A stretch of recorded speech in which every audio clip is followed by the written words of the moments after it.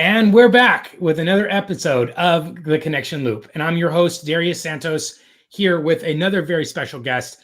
Guys, we like to interview our business leaders, VPs of sales, CEOs, founders, and entrepreneurs, because we're always trying to learn what are the effective techniques, strategies, mindsets, what's going to help us accomplish that next level of growth this year, right? Because things are changing. And that's why we found it so important to interview our business leaders that have their boots in the trenches today and bring their lessons, bring their learnings to you guys so you can benefit from just watching these shows. So guys, today's guest is Stephan, and we have a really cool lesson for you. I get the privilege of getting some sort of teasers before we go live here. So guys, this one's really cool, and it's applicable to more areas of your life than just one. We're not just talking about business development strategy here. Sometimes we are. In this case, it is very specific to business development, to sales, but also to other areas of your life, not even specific to any one deal size or any industry, but actually truly usable and directly applicable to all areas of your life. So that's really what I liked about this. It's easy enough to implement, to check on, and very, very valuable if you decide to take a look at it for yourself. So without further ado, I'm going to introduce our special guest here. Stephan, feel free to tell us a little bit about yourself, and then drop this knowledge on us. What is the equation we're going to learn about today? Yeah, no, very cool. Thank you for having me. This is awesome. So first of all, Stephan Debray, sales, enterprise sales for many, many years, currently VP of sales for an infrastructure company selling distributed SQL databases, companies called PingCap.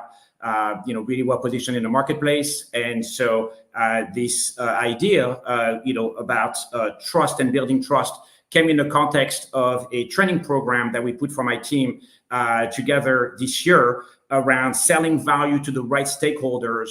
And in the context of stakeholder management, the concept of trust building became very prevalent. And we were introduced to this concept of the trust equation. And initially, when I heard about this concept of the trust equation, I was like, come on, there's no way you can break down trust in a mathematical formula. It's not happening.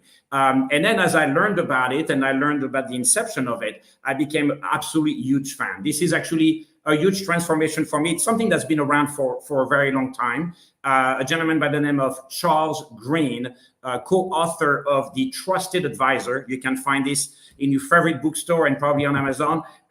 Is a great book. But the trust equation in itself became really, really eye-opening to me. And I've actually evangelized this to friends, to my kids, to my wife, everyone around me. And the way the trust equation works is that as follows: trust equals credibility plus reliability plus intimacy divided by self-orientation.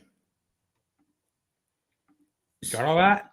Yeah. So I'm happy to kind of get into what that means. Yes, please.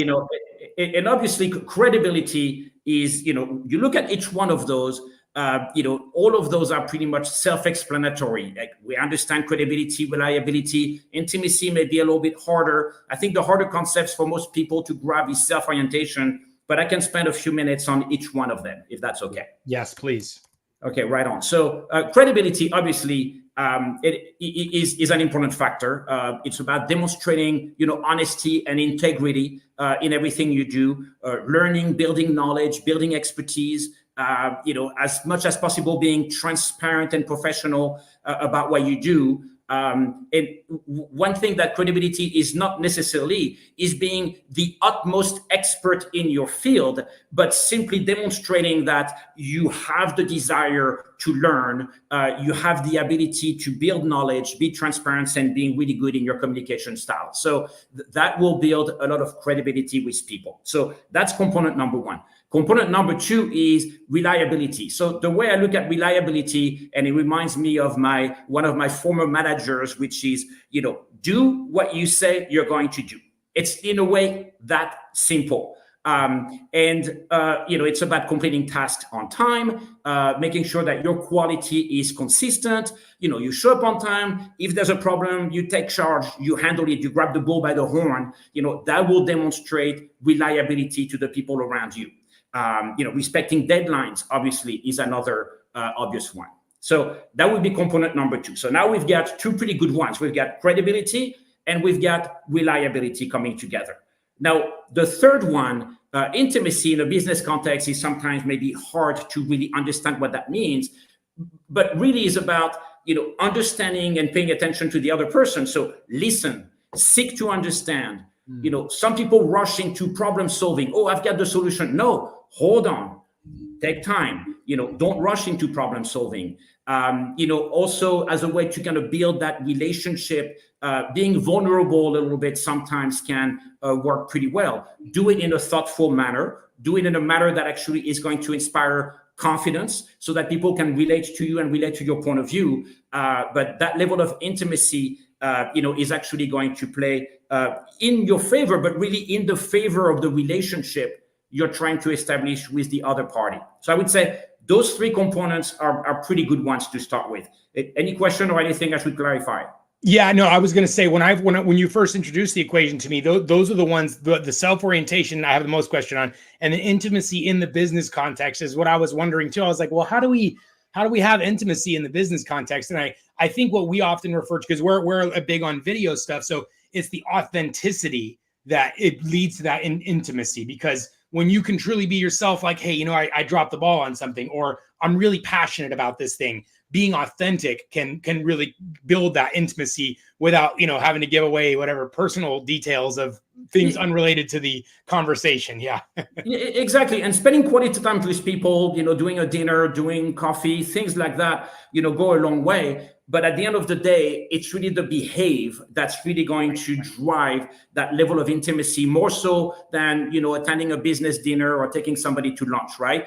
The quality of the conversation, the way you behave, how exactly, as you said, how authentic you are in your behavior is what people will naturally gravitate to if you're truly genuine about it, right? Don't fake it. Don't be the person you're not. Be as genuine and seek a authentic behavior and authentic interaction with the people that you work with. And guys, thankful to technology like StreamYard here, like Zoom, like our platform, where you can actually, it's easier to be more authentic and more reliable, more seemingly present than it is for plain text. It can be hard to sort of build that authenticity. Like I said, good news or bad news, it's easy to communicate this way or in person and to have that quality of conversation. So don't confuse intimacy for needing to have like intimate conversations in the business setting. Is that authenticity? It's the ability to communicate. So the other ones should be fairly obvious, guys, being credible, being reliable, but having the understanding, the context of intimacy in the business setting, I think is really important. However, I do want to come back to what we started with, which is this entire equation, guys, is not only specific to your business and sales world. Before we went live, we were taking some applications like, guys, for your children, for your wife, for your spouse, having this level of trust is very applicable as well. For coworkers, for your employers, managers, whoever you're dealing with, this equation is still relevant, still extremely valuable to remember and to be able to reflex on and say, well, have I been credible? Have I been reliable? Have I shown some form of intimacy and authenticity with this person who I'm trying to build trust with? I have a newborn daughter. Well, not newborn. She's like 7-8 months. And so my mind sort of went to this space too, is like how I'm going to maintain credibility and reliability and that level of intimacy so that she can ultimately remain trusting of her father. So not specific to business, but yeah, no, absolutely. Yeah. I mean, trust is prevalent, right? It's just, it's our journey as humans, right? Throughout the years. So, now the unknown, the unknown, the self-orientation. Like, man? Yeah. So let's talk about self-orientation.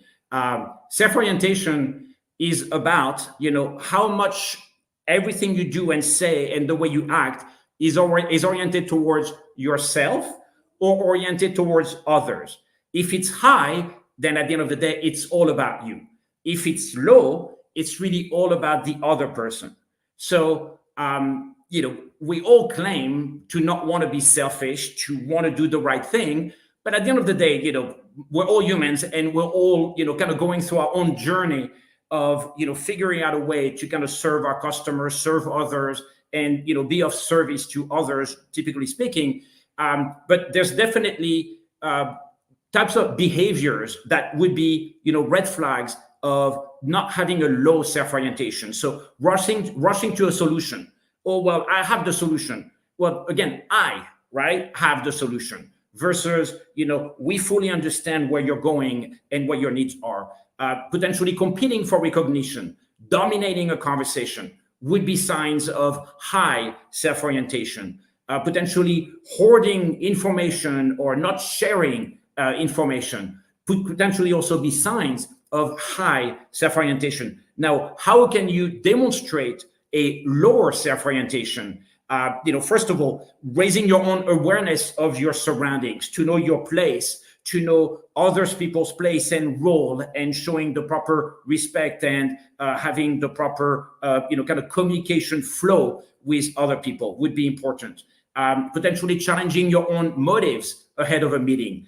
What is my agenda? What is my point of view? Is it really a healthy point of view in the context of what I'm trying to achieve on the sake of that particular customer? And another big one, which is to seek to validate your own assumptions before you go into a conversation. Too many people, making assumptions is fine. Not validating the assumptions, not having the process by which you want to make sure that you understand the other person's perspective, that your assumptions are fair and valid is an important one. So I would say self-orientation is definitely an important factor. And if you think about how to affect and how to use the trust equation, well, it's going to be about how high you can score on the credibility, reliability, and intimacy part, and how low you can score on the self-orientation part.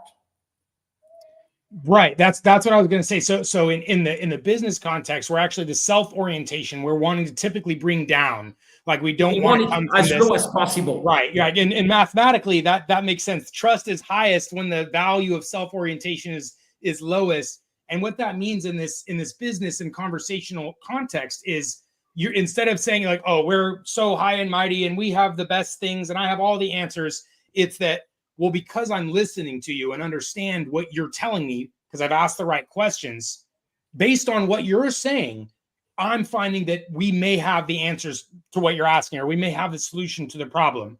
Exactly. Instead of we have all the answers and where that, yeah. Exactly. 100%. And a simple way to think about it is, if you assign a score that has a range between 1 and 3 to each one of those components, right? So that means that on the top end, the maximum you can score is 3 plus 3 plus 3 equals 9, right? Now, on the self-orientation piece, well, a high self-orientation is a 3. Right. So even if you're a superstar for credibility, reliability, and intimacy, you shoot yourself in the foot with now a score of 3, right? And but at the same time, having the lowest self-orientation, takes practice. Everybody has a bad day, so maybe assume that on average you score a 2.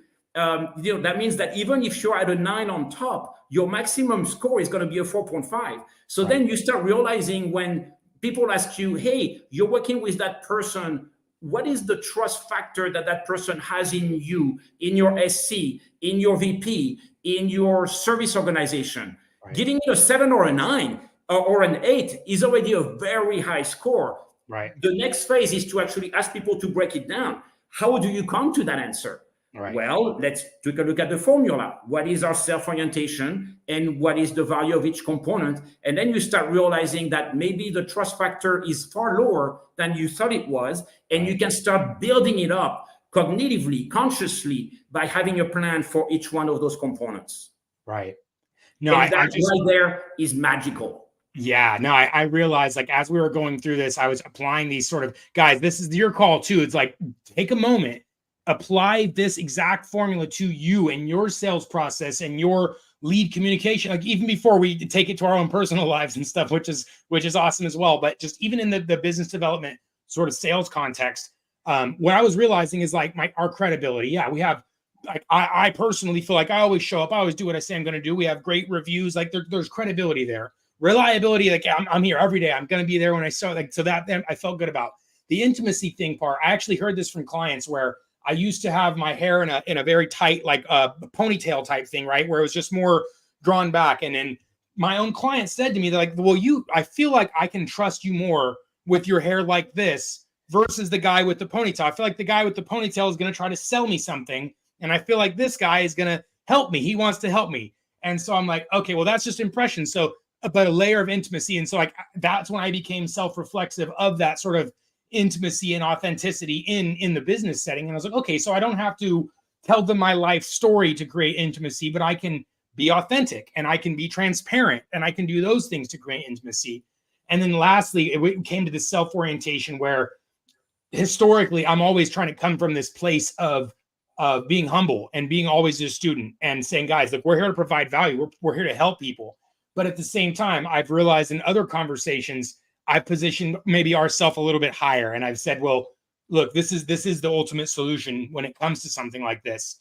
And so, and maybe I realized where that self-orientation one is where we can just make sure to double down on always making sure we're coming from that place of low orientation. Like when a question's asked, we can say, yeah, look, we have the answer for that. Great. Or here's the solution. Great. But just overall, in terms of the conversation, I think that's something I could personally be more aware of, more reflexive on. So I'm going to go ask some people now, how have I been? And they're like, oh, no, you're always, people call me the oracle in our trainings because I'm always coming from this, like, I just want to help. Oh, here's the answers. But, the oracle may have a sense of sort of like, oh, I have all the answers. But, it's better to come from a place of humble, like, well, from what I've seen, here's what I can suggest. So now, and when you see people who have, some level of experience and maturity in that context, when you see them operate, you're just, it's hard to pinpoint exactly what it is that they do very well. Yeah. But when you see it, you can't help but being wowed by the, maturity, serenity, wisdom of their approach. And it's extremely inspiring, even though it's actually so simple in a way that it's sometimes hard to replicate. It's really extremely impressive and very much inspiring. Right. No, it's like when you watch someone do something really well, you can't tell. It looks like it's easy. They make it look so easy. You're like, I could do that. And then you realize there's actually so many subtleties and complexities and everything. So, guys, this is about mastering your game too, because this trust can happen sort of passively, sort of naturally. We were actually discussing where if you go look at your own behaviors or your top reps' behaviors, you look at what they're doing, they often will have some framework like this in place. They're already doing things like this to self-analyze, to build trust, to build credibility and reliability. They just didn't have a label for it or a framework for it. So that's what we realized too. It's like we'd maybe been implementing and doing some of these things, but without understanding or having a specific framework for it. So we're grateful for lessons like this to sort of make it easier to understand and also very actionable, guys. We're on Connection Loop. We want you to walk away with something that you can go do this in your business today. You can go turn this on or think about it and activate from it today. Those are the types of lessons we'd like to bring. So I appreciate you, Stephan, for bringing us a really easy and a very valuable one today as well. So my pleasure. Everybody just even search for trust equation. You'll find a bunch of articles. Some people that spend the time to kind of break it down, provide their own perspective. It's all good. Lots of value there. So Hey, thank you so much for having me. That was really awesome. Absolutely. We appreciate your time, Stephan. So guys, check us out next time and come find this episode. It'll be live on LinkedIn. We'll have it on the all podcast episodes where available. So see you next time, guys. Thanks again for your time. Thank you. All right.